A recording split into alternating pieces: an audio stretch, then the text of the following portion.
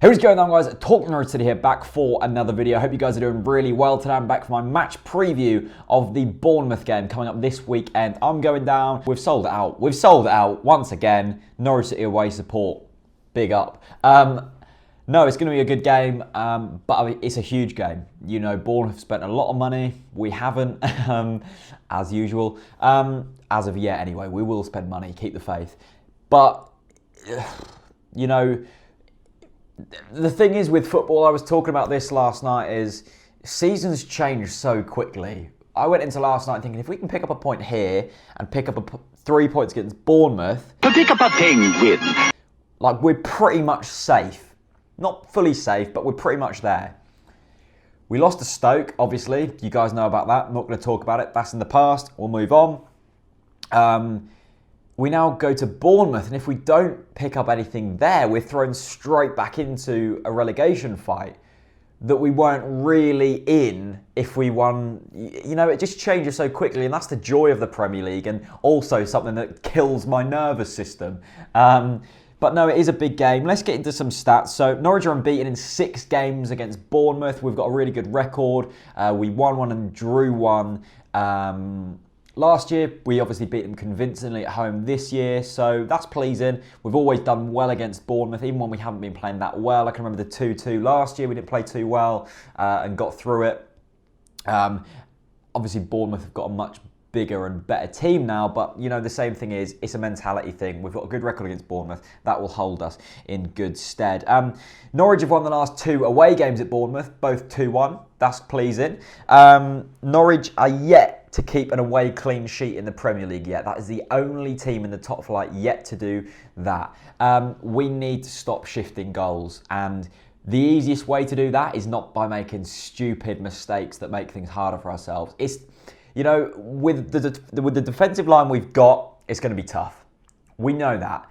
But it's not tough to make stupid errors like we saw by Gary O'Neill. As I said, it's in the past.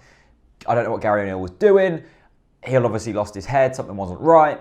He went in with a reckless challenge. He apologised. We move on. But we've seen these kind of mistakes all season.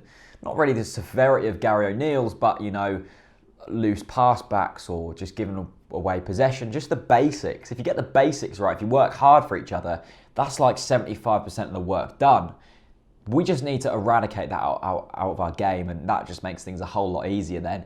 Because the games where we haven't made mistakes and just got the basics right and then try to build from that, we've looked really good. So no team has scored more goals in the first 15 minutes of the opening game than Bournemouth. Bournemouth are quick out of the blocks. They're quick starters, and the reason why we dominated the game at home was because we just didn't look to play football for the first 15 minutes, really, and we just sort of sat back.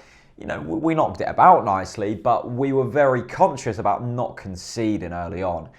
I don't think we've conceded too many goals in the first 15 minutes, but we've chucked goals away early-ish on in the game. And that, when you go behind in a game in the Premier League, it's so tough to get back into it. Because for a team like us, you've got to go chasing it, and then you leave gaping holes at the back. It all turns into a bit of a not very nice kind of thing to watch. So just hold it out for a bit and just feeling your way into the game could be very, very big in this game, because you don't want to go behind against Bournemouth.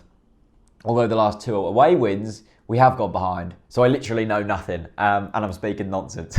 But, you know, the stats kind of go towards us. I mean, Bournemouth have won just 1 of their last 7 home matches. They lost their last game against West Ham 3-1. They took the lead in that. So Bournemouth might take the lead in a lot of games, but they're not really pulling out results out of these. I mean, they went through that fantastic period just before Christmas where they were picking up wins, but they haven't looked like that consistent and that great all season. And the thing about me is I really like Bournemouth as a club. I think what they've done is good. What I hate about Bournemouth is the way they're represented in the media, this plucky little team who have no money and are just like upsetting the big guys.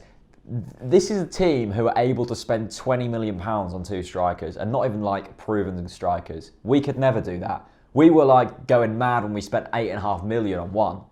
You know, this is the difference in calibre now, and the way that Bournemouth are portrayed in the media really pisses me off, because it's not true, and it's like the hipsters club in the Premier League now. It's like Borussia Dortmund of a few years ago in Germany. Everyone who like likes football just goes, oh yeah, I think I want Bournemouth to win this game. It just annoys me. But I like Bournemouth as a club, and I'm sure their fans get a bit annoyed with the way they're represented in the media as well, because it's not a true reflection of what they actually are.